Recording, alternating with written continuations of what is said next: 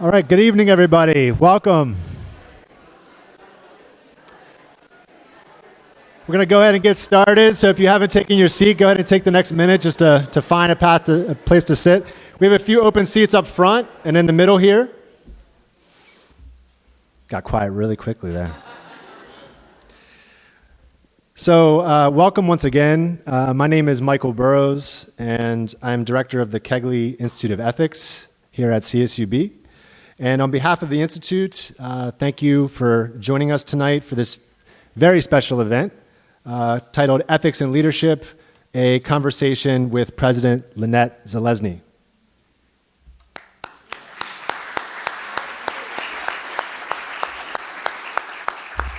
So just a few words on kind of set the context for this event, kind of how this came about. So this event is one of the centerpieces of the CSUB and Kegley Institute of Ethics Ethics Week, which is a series of events meant to highlight the relevance of ethics in our lives and in our work, whether as students, faculty, staff, or community members more generally. The week began with an ethics fair for CSUB student organizations. Also included a film screening last night of Minority Report and a discussion of that film, including also an Ethics Across the Curriculum workshop this week, and culminating with the visit of Arun Gandhi this Saturday for the KIE 15th Fall Lecture, which is at 10 a.m. at the Doré Theater, free and open to the public if you'd like to join us. So tonight, we organized this conversation with the aim of considering, as a community, both the challenges and importance of ethical leadership. So learning directly from leaders, people who face ethical challenges and lead with an ethical vision, can be both beneficial and enlightening. And we're grateful that our own university leader, Dr. Lynnette Zelezny, agreed to share her insight and her experience with us tonight. This program is made possible due to partnership with the Office of the President, and I want to thank President Zelezny for making time to be with us tonight in her full schedule.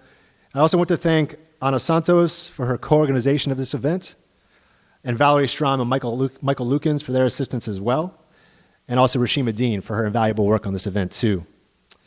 And I also want to thank Dean Asher and the library here for hosting us tonight for this event. We appreciate it very much. So just a round of applause for all those who played a part in bringing this together.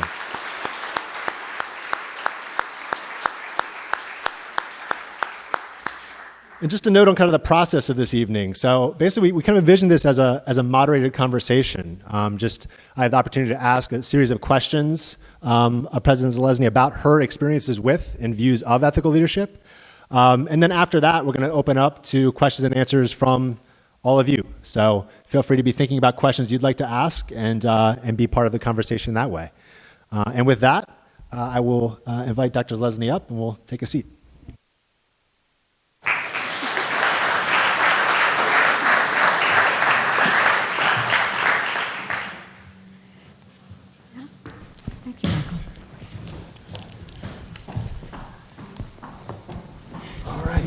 Everybody hear me okay? Yes, and testing. Great. Oh, how wonderful to see everyone tonight. As an ethical leader, let me invite you to get comfortable. There are seats in the front, and I see leaders that are being very gracious. So President Juan, would you come join me at the front and lead others forward? Dr. Dernick, Dr. Cantrell, thank you so much. I appreciate that very much.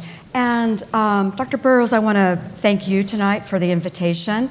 And I do also want to take an opportunity to share my heartfelt appreciation to the Kegley family. And thank you very much for all of the great work that you have done here, Dr. Kegley, and as well as your family support of the Ethics Institute. So will you give Dr. Kegley a round of applause?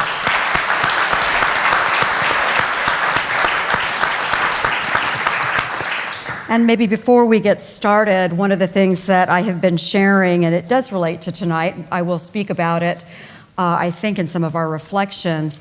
As you know, as we began this year at CSUB with a very full agenda as we move forward with our strategic plan and move into our first ever comprehensive capital campaign. The cabinet always reads together. So we were so fortunate to go up to La Paz. I want to thank Andres Chavez for giving us an amazing personal tour of La Paz, which is the national monument for Cesar Chavez. And it was at that day that we shared that our reading for the year would be Start With Why by Simon Sinek. And it does really relate to today's discussion. I wanted to share with you a reading that we're doing at the cabinet level, and I hope to enjoy having a coffee with you and getting your insights and your thoughts from that. So thank you for joining us in that reading. I appreciate that. It's very kind of you. Thank you. Thank you. So to start off tonight, so the topic of our conversation broadly is ethical leadership. Yes. And one of the things that we think about in ethics education practice when we talk about ethical leadership is kind of who are your exemplars or your examples that kind of inform your idea of ethical leadership. So the first question I had was, in your career, who have kind of been the exemplars for ethical leadership for you and why? It's such a great starting question. And as most of you know, I'm a social psychologist, and it's a pretty easy answer for me, and it does really relate to why I'm here in the Central Valley. But I taught for many years an environmental psychology class, and in that class we talk about ethics. And one of the things that I taught was the work of Henry David Thoreau.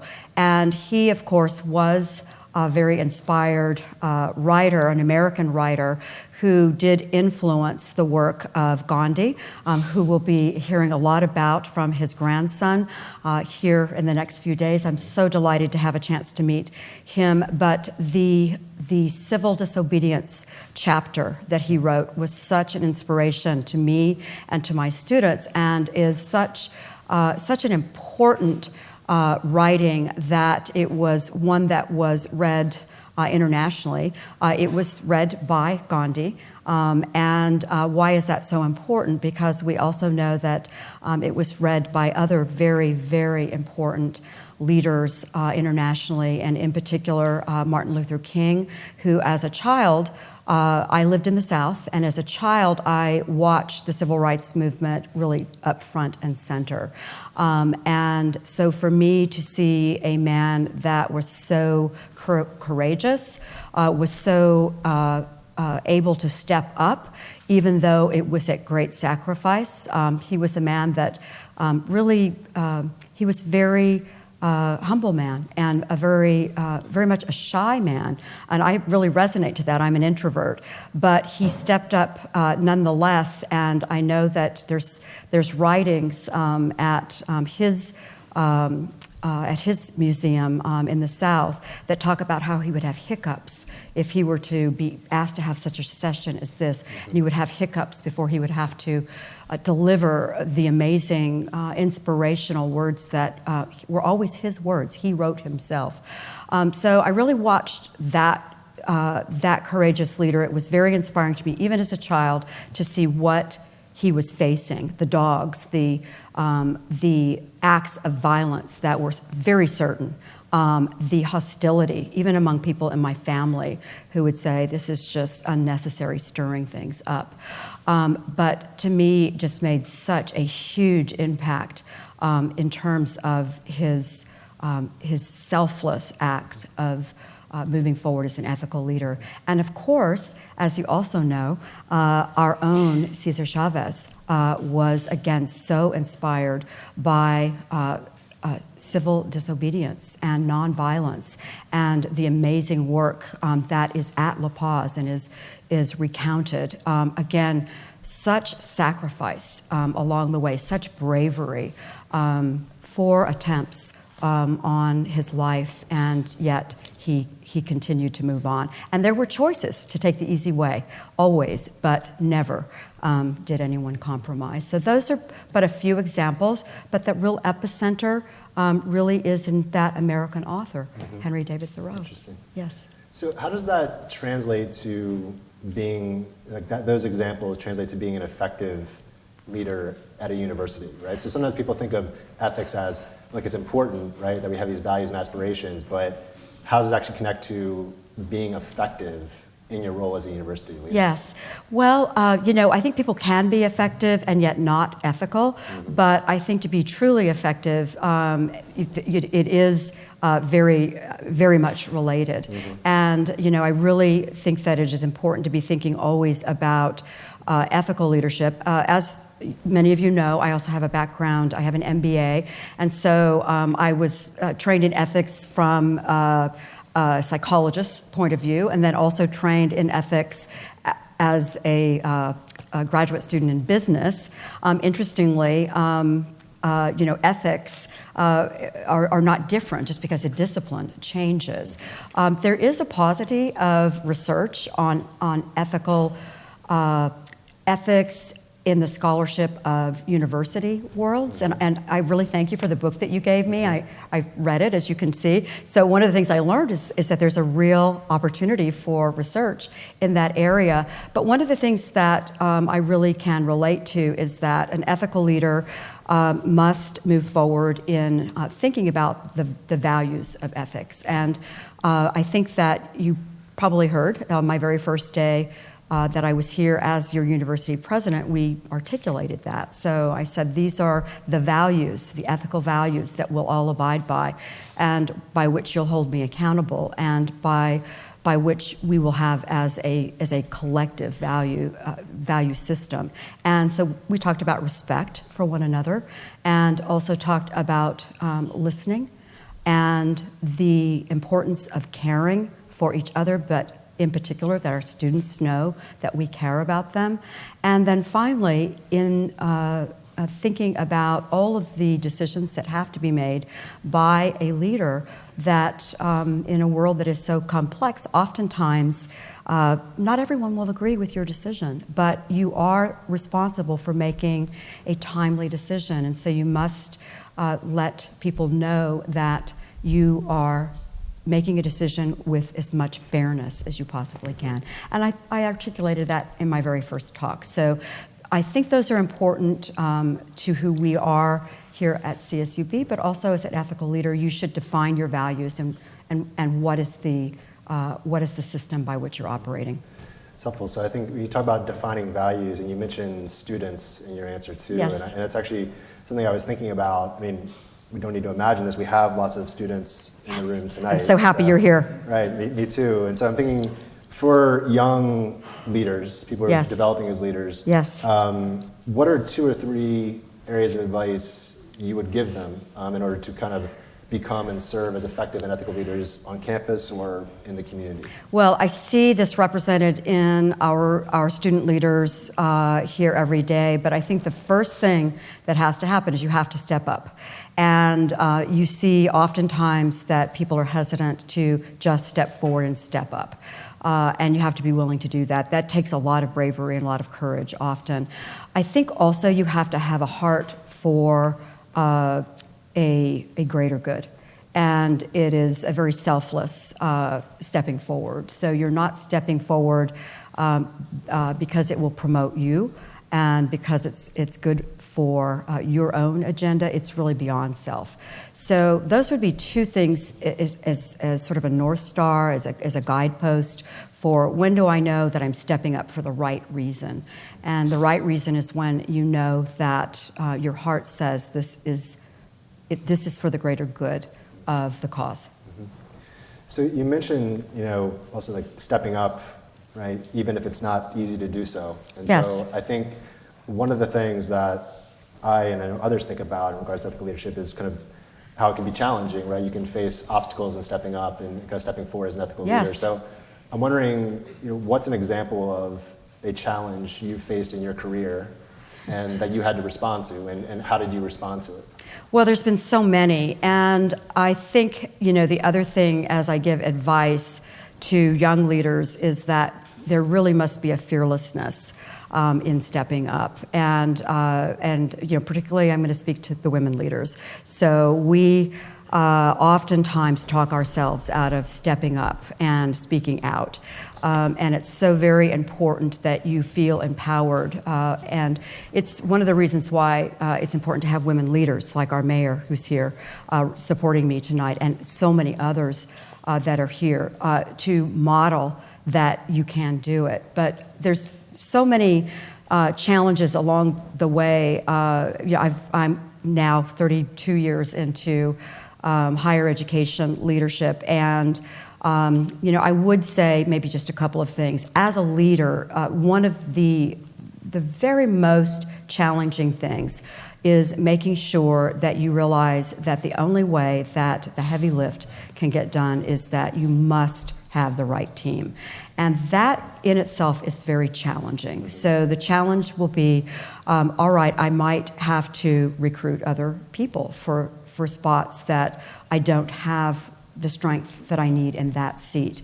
And that takes a bit of courage. It takes experience in how to do it in a very kind and humanitarian way. And then also, how do you recruit folks that maybe are thinking, I don't know if I want to step up into that. That's going to be a lot of work. Mm-hmm. But letting them know that you really need them at that moment, and this is the moment of leadership opportunity. I feel really proud of the team that I have at the university, and we are charging forward. We smile every day, but we are tired every day because we are using every ounce of energy for the greater good. And so I really do want to give a big applause to all of my leadership team, and it's an extended team of folks here. So not just my cabinet, but all the folks in the office of the president. I'm looking out here at Marcus Brown, who I recruited to my office. I'm sure he wasn't thinking when President Zelezny came on board, oh my goodness, I bet she's going to tell me I need a leadership opportunity in her office. But that was actually, I'm going to just say, when I met Marcus, he's an attorney, and he was just having a great, and I think he could have just continued to do the work he was doing at athletics, but I needed him to be doing other things for me, and he was willing to sacrifice and take a risk, and he's got a lot on his shoulders. And I really want to thank him for taking that role. But so many others in the room have stepped up to help me. Jim is helping me with some initiatives right now related to homelessness. Not on his job description, just because we need to connect with that work and work with the mayor and work with others that are, that's about lifting the community. So important to remember that in itself, although that doesn't sound like a challenge, is one of the biggest challenges that you face as an effective leader. Right. I will say, maybe just to get into more controversial topics, and I have a lot of experience with this, is that, as a higher ed leader, some of the very tough topics in leadership that we face with ethics, at the center of it is First Amendment issues. Mm-hmm. And every day I think about how do we make sure that the rights that we are so privileged to have in the First Amendment, freedom of speech, are followed very, very carefully. And those can be challenging. And so one of the things I want to share with students and with faculty is oftentimes people think that the First Amendment means that my voice should be heard, but maybe your voice is offensive and I don't want to hear it. Unfortunately, that's not what the First Amendment says. The First Amendment says we all have that protected right to say our thoughts, and that even though it may be offensive, one thing I can't do as a university president is protect you from that. So it's very hard sometimes for students, for faculty, for staff to say, I don't want to hear that. I don't like what that means. That is offensive. And it oftentimes it is very offensive. I have to say, I agree with you. It is disrespectful and it is offensive. But in many cases, that right is protected. So one of the things that I think is very important as a university leader to remember is that we are here to teach you your rights, and your rights to free speech and others' rights to free speech, and that getting an education oftentimes is about having to hear thoughts that you don't agree with and you might strongly disagree with. But what are some strategies for you to operate as an ethical human being when you are faced with those challenges? Yeah, that's a really fantastic point. It's very germane to things we think about with our speaker series even too, when we have speakers who are controversial, but to some people, but the idea of Yes. Being able to come together and have a conversation about things that we disagree with. Right? Absolutely. We're a university. That's at the heart of who we are. And, I'll give an example. We were sharing this with Andres. We're really proud to be moving forward with our Dreamer Resource Center. I want to thank the Latino Council. Andres serves on that. Claudia Catota, who's our Chief Diversity Officer. I'm going to tell you, absolute champion. She moved that forward with light speed, and we're looking forward to celebrating the ribbon cutting. But, we were proud of it, and we went out with a public statement about our pride. Well, I did share with my office and all of the other offices that you will get calls, and we did. So we didn't get many hooray for you calls. And, I come experienced in that world. So I said that we had to be respectful, we had to listen to it. And in many cases, and I want to thank Mike Lukens. Where are you, Michael Lukens? You deserve a round of applause. Yes.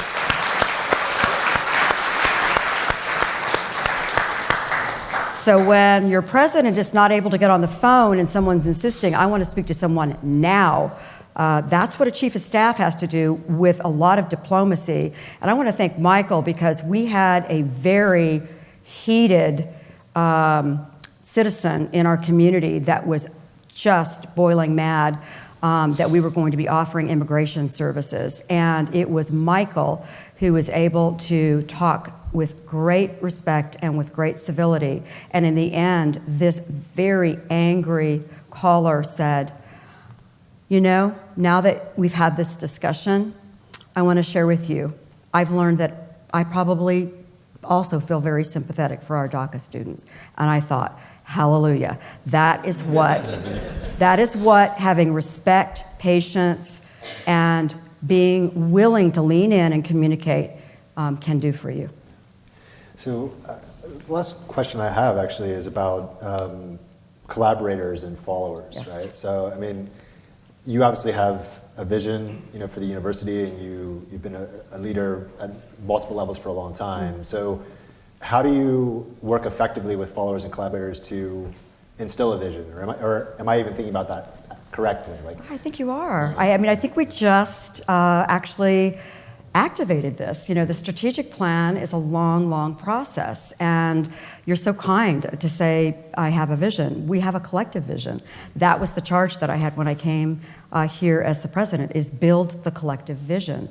And I think there was a lot of questioning about what, does that mean that, you put a few people in the room and then you go behind the scenes and write it? Mm-hmm. Well, no, it means that we have to hear lots and lots of ideas. So I think that as a female leader, one of the things that is sort of important to point out here is we are oftentimes nurtured as women in a way that is not quite as hierarchical. And so, interestingly, for me, it's just a natural. So I'm a very... we have hierarchy here at the university, but in terms of leadership, my team will tell you this, it's pretty shared responsibility. And so we also see this in our strategic plan. So we built the ideas together, voices were heard, we put teams together. So literally, there is not one word in the strategic plan that's mine. They're all yours. There was 4 little edits, right? But they were like putting a verb in, which someone suggested that we do. And so we built it with transparency, and that's a very important thing to remember, that if you're going to build trust, there has to be a lot of transparency in what you're doing. And I think that we really demonstrated that, and it is a shared action plan, and we also share the responsibility to make sure that we execute, we implement, and we deliver on time. That's not just on my shoulders. In the end, yes, it will be me saying, okay, goal 1, which is an amazing goal, co-led by Dr. Thomas Wallace and Dr. Jackie Kegley. But wellness is number one. What are the first things that we're moving forward on? What are we able to report back to the university? So accountability on that. And then I think that really also models for other leaders, because that's the other thing to remember about leadership, is that you always must be thinking about the legacy of leadership. And I think about this every single day. So for me, making sure that every single day I've had a touch point with a future leader that can learn something that day that they will be able to implement when my time is long done. And that they will be very prepared, as I was when I came into this role, thanks to those that brought me into that inner circle and shared that leadership legacy. So for leadership, it is not about holding on to the mystery or the secrets. It is about making it very open and shared, and making sure that others can lead the way long after you're gone. Thank you. It's really a fascinating response. So I'm a philosopher. I could ask questions all night, but I'm gonna bracket that. And I want to open it up to the community, if that's okay. Dr. Yes, love it. So, thank you. So we have a microphone here, and we have a microphone there. And I invite any of you to step up and ask a question. Here's the only ground rule. The first question must come from a student. Good rule.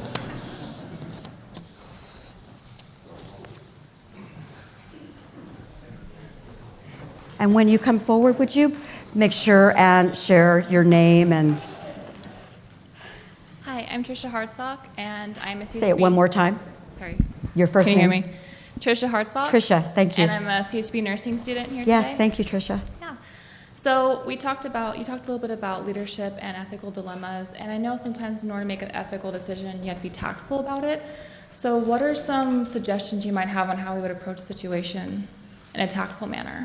So again, that's that respect piece, and also making sure that when you're listening to people, it's really active listening. So no multitasking, no being distracted by your phone or other thoughts in your head, or being eager to jump in and correct on the right response to that. But remember also that you're a learner as well. So in ethics, you should be open to listening to other people's thoughts to it. And one of the most important lessons I learned, and I was really grateful for this, is I did a training, and it was at Harvard, but guess what they taught us?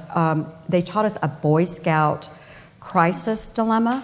And some of you may have done this before. So it was about, you land in a desert and you have, these few things. What are the few things that you need to survive? Now, choose any way you want to decide that. So, and you're in these teams, and for me, again, an introvert, so I don't know any of these people. I don't know where they come from. So I'm just, I'm confident here. I'm going to decide by myself, right? So I just chalk it down here. 1, 2, 3, 4, 5. That's what I need to survive. And I don't really, I think I don't really need to ask anyone. So this shows what a novice leader I am. And so we come back into groups, and this was a real game changer for me. And this is why I mentioned building a team is the most important thing, is that I would have died had I relied only on my own decision making. And the reason now that I am so, and I should have known this as a social psychologist, but the most important thing that I always do in a cabinet meeting is we have a situation on the table, and I want to know what every single person thinks. Tell me your thoughts. And it doesn't really matter if we agree, because in the end, what happens is the emergent decision is a bit of everyone's wisdom. So I think that you need to really, with all sincerity, learn from others how what they bring to an issue can actually build on your own thoughts and perspective. Thank you very much. Thank you.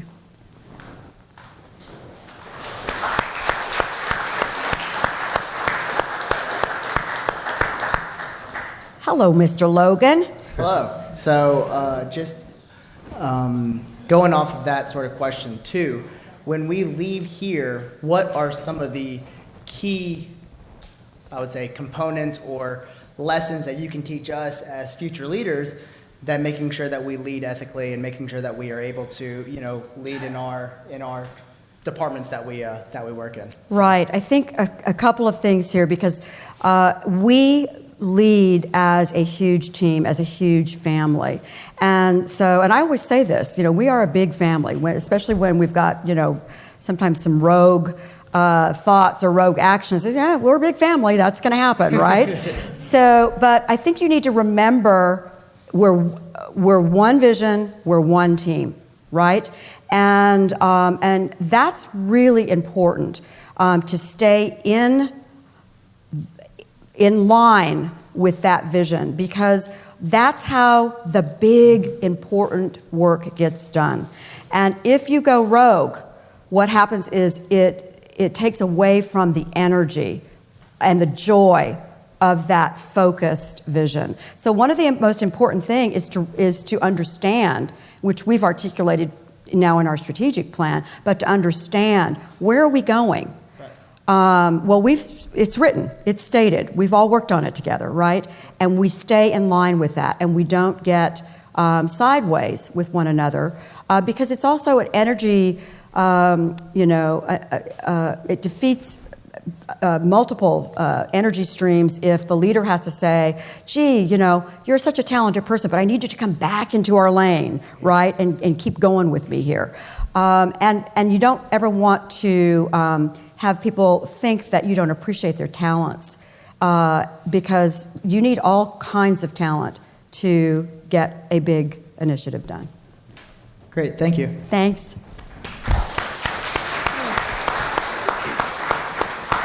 Lawrence, so nice to see you. Nice to see you I do have to give a really big call out to Lawrence. So I was in a training with Lawrence. I hope it's okay if I share this, but I guess so. The leader who was a very renowned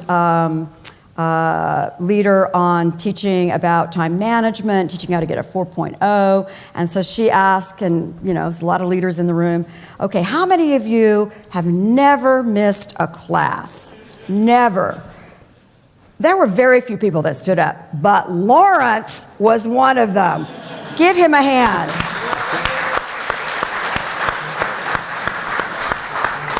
Thank you so That's much. Amazing. I appreciate that. I'm trying to keep that as I'm getting sicker and sicker. So my question is in regards to ethics and developing technology. Yes. Technology is this constant innovation that's rapidly growing and rapidly developing. How do we keep up with that in regards to ethics, which is very deliberate and I don't want to say slow, but slower than the innovation is going up? Like, how do we keep up being ethical when technologies seem to be outpacing us? Well, I have great faith in this, and I'm not an expert in it. Is Travis in the house, who's in President's Associates, or Jeremy, his mentor from communications? Okay, here's why I am hopeful. They are working on, and I hope you know about this, but maybe this will be an eye-opener for another forum, but they are working on a research project together, and they are devising ethical dilemmas related to digital media. And so I don't know if ethics is slow moving. I actually see it as very practical and very much in the moment. But I think one of the things that is important to realize is that when you're training people in business and in technology, again, that ethics has to be at the core when you're thinking about the work that you're doing. So I'm going to maybe suggest that you come to our President's Associates and you hear about Travis's wonderful work. He gave me a call to thank me for contributing to President's Associates, and I just wanted to pull my checkbook out and say, keep doing more research. This sounds great. So stay tuned. Thank you so much. Thanks for the great question.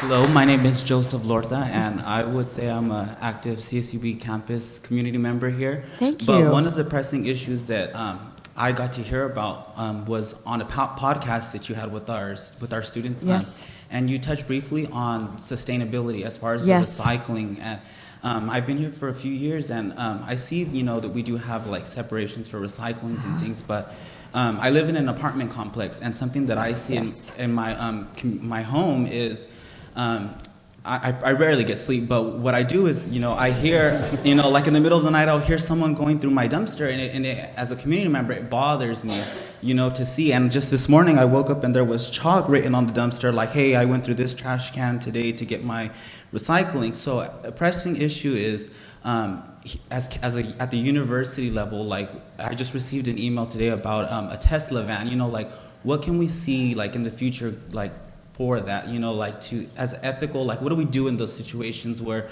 I might see someone here on campus, going through the trash, or how can I direct them to the right resource?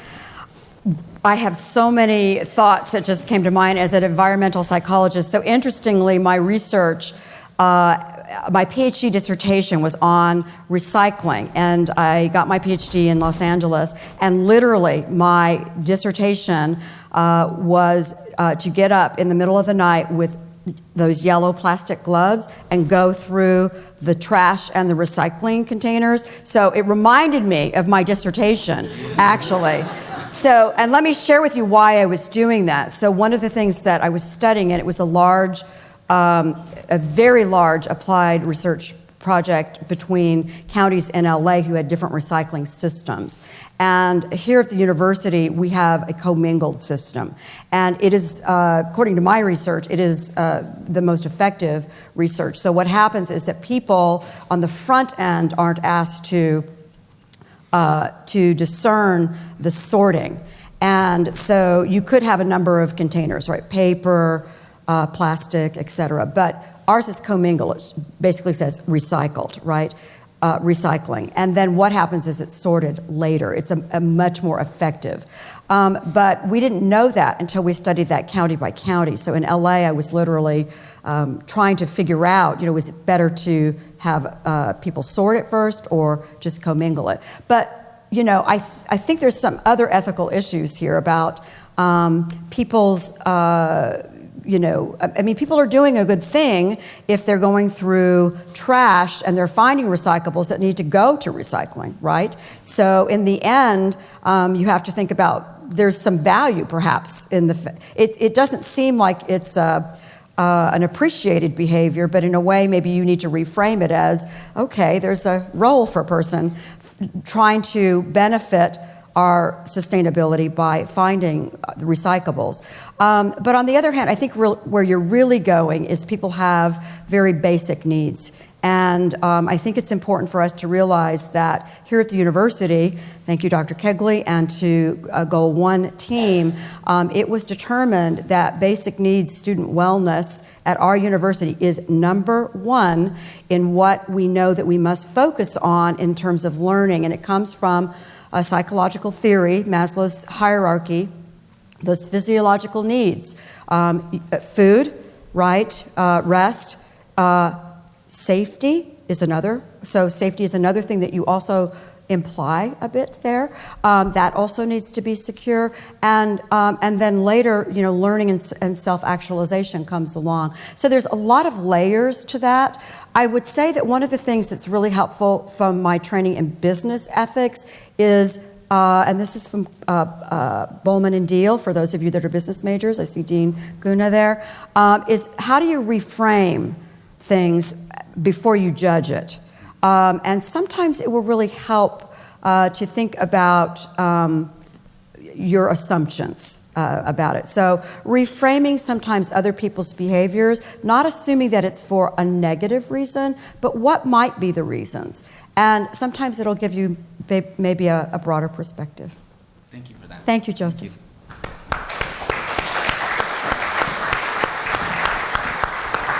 Hello, Crystal. This will be a tough question. Hi, Dr. Zelezny. Hi. I'm Krista Rains, by the way. Yes. I do a lot in CSUB. Yes, she does, Run around. as well as the CSU. So thank you for your advocacy. Thank you. So my question for you is, I believe that experience is the biggest mentor, tutor that we have in life, as well as leadership style. And so my biggest question for you is, what was the turning point, whether it be success or failure, that you had in your career or your personal life, and how has that influenced you? I would say my best learning experiences are my failures, things that didn't go right. And so I say this to my own children, and I know this will be terrifying to students, but I sometimes will say, why don't you just risk it right now while you've got family around you and like making a big mistake that you'll have to get yourself out of, which, by the way, you're not going to go through life without making a mistake. You will. But it's probably one of the most important things that happens to you. Some of my early on leadership mistakes, moving way too fast, thinking I've got the answer, so I'm just going to move quickly and decisively. And that, I learned, is a big mistake. And there's just countless other times when you speak before you should, before you've carefully listened. Let people finish their thought. That's another one, because people really want to make sure that you are listening to them and that you respect them.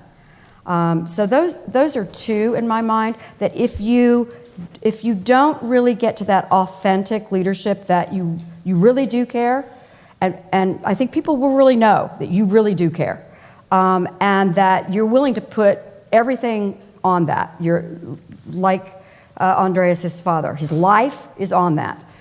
His career is on that. His integrity is on that. The mayor, every single day. Bless you, Mayor. You are an amazing woman leader that she takes a lot of heat for things that are not really things that she's responsible for every single day. But she does it because she cares. So that's really important, to bring a real courage to that, but a courage to also say, I made a mistake, and I learned from it, and I won't do it again, but I do know that I'll probably make another mistake. And every time I make the mistake, psychology tells me my brain gets a little stronger in how to solve the next mistake I make. So don't be afraid if you make a mistake, because there's everyone around you, and that's what a university is. They're going to say, well, you made a mistake. Okay, well, good. Learn, get up the next day, keep going, right? Because we still love you, right? It's just like an unconditional love with family. Thank you. Okay, thank you.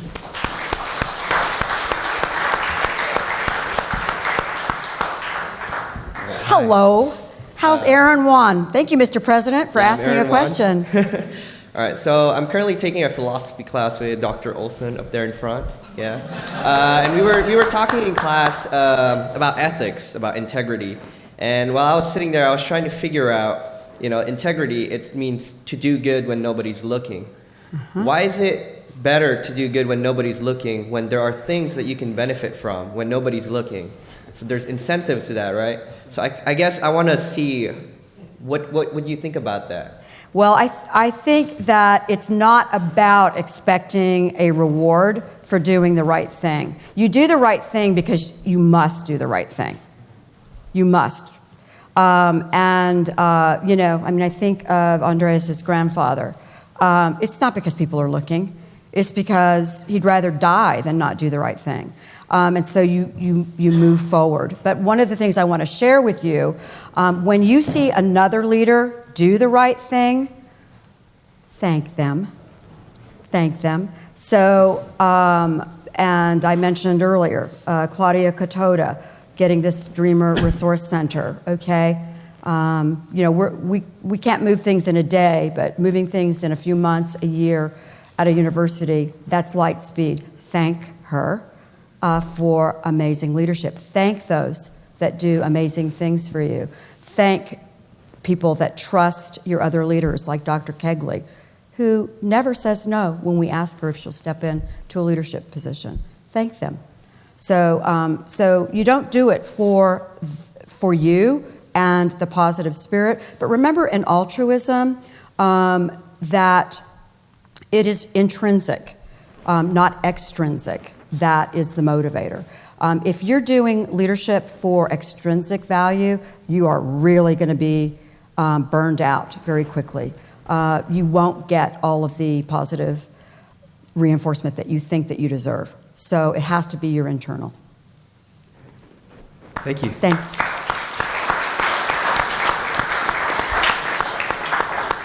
We're doing on time. About two more questions, but I'm going to hang for any questions that you have, okay? So please, thank you, women leaders. I'll let her go first because she was actually there.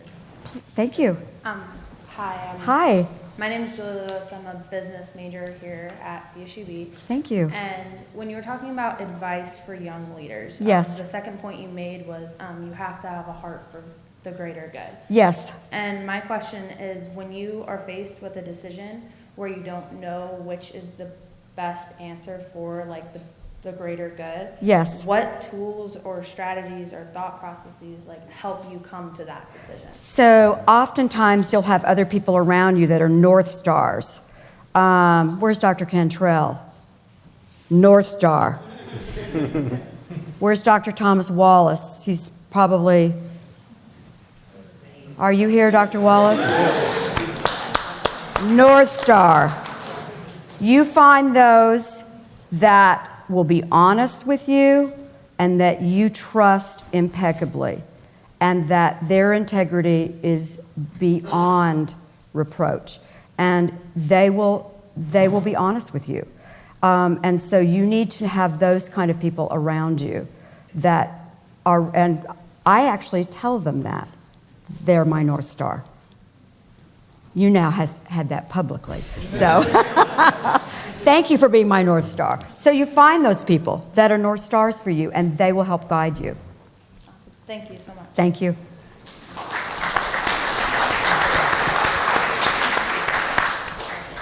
So my name is Rabia Osman, and I'm a liberal studies major, and this is my junior year. Wonderful. Thank you. It is actually really, really good to have you here. So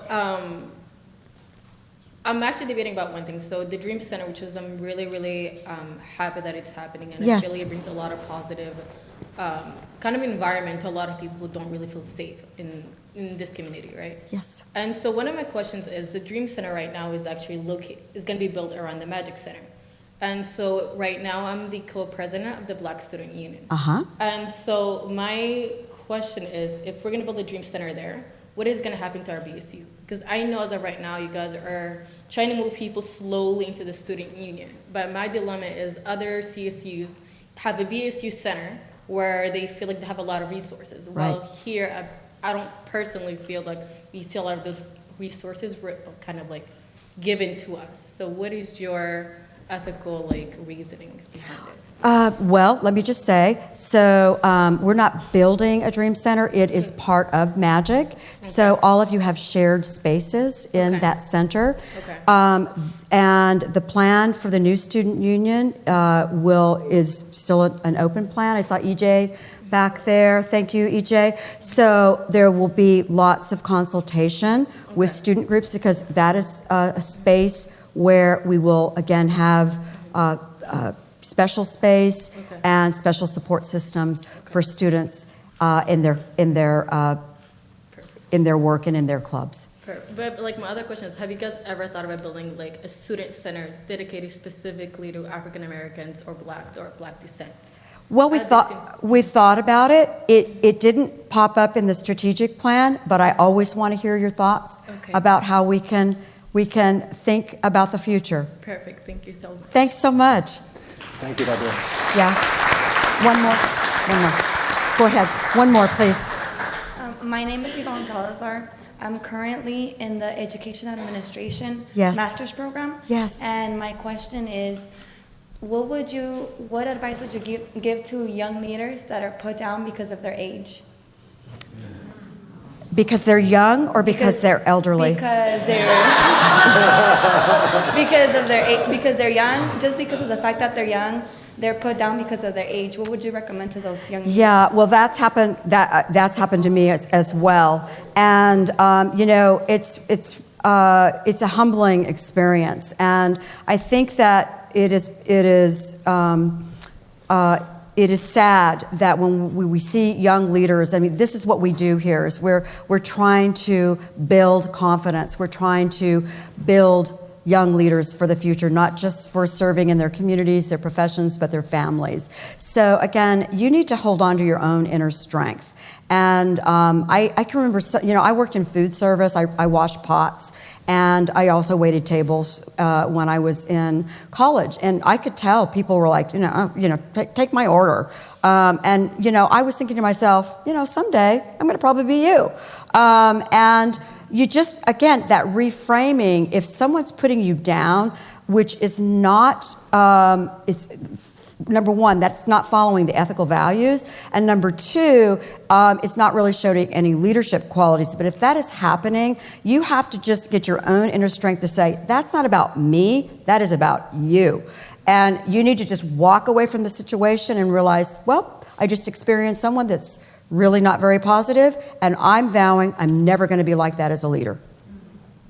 Thank you. You're welcome. So thank you again so much for being here, and thank you, Dr. Zelezny, so much. It's been really fascinating. Really appreciate Thank you. your time. It's been a lot of fun. Thank you all for joining me. I want to thank all of my advisory boards. I have a number of advisory board members that are here. I want to thank you so much for your support, and thank you all for coming. It's been a joy to be with you and an honor to serve here. Thank you.